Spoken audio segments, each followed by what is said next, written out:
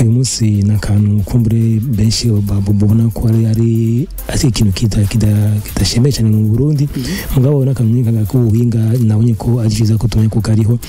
nakantu kitwa luwa rero na gakono umuntu ashira mu mashurwe nsko benshi bakunda gushira amashurwe mu mazu yabo mu majardin cyangwa no mu zindani bashobora gushira amashurwe akantu rero naka ko muri minsi ibintu byose bifise icyo bita intelligence artificielle barabiha ubwenge luwa rero nagana ku gakono gafise ubwenge uba karaba branché kajamo amapire kandi gafise bluetooth wowe ukora nuko urunda telefone yawe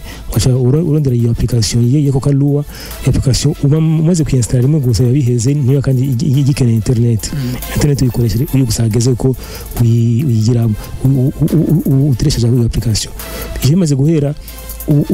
uconnecta telefone yawe uri kurakora ku gakono ukoresheje bluetooth cyangwa ugacuskana icyo bita QR code uje rero kuyiskana iyo application ukabona ku masanamu washe kubona nyine kameza ku gashusho ugakono gafite ikintu kimeze nk'isura iyo sura rero irakubwira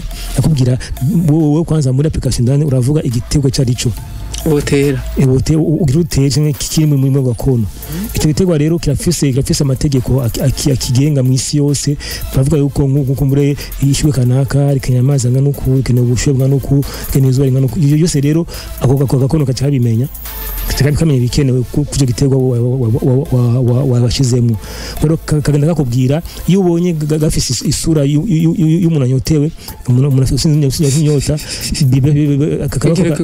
kakakubwira ko amazi yagiye munsi yakenewe kugira icyo gitego kibeho aho ukeneye kujama n'andi mazi kakubwiye yuko kagwaye kakakose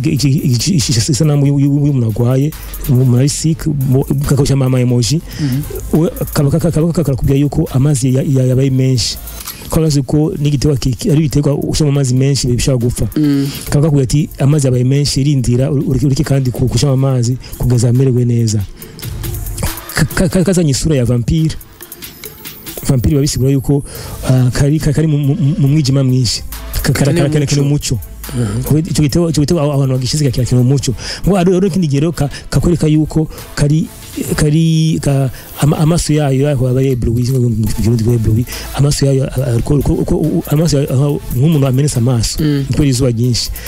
bikubwiye yuko umuco ni mwinshi cyane darabwe no ushira ahantu mu gitutu Kazoza FM, be your own boss.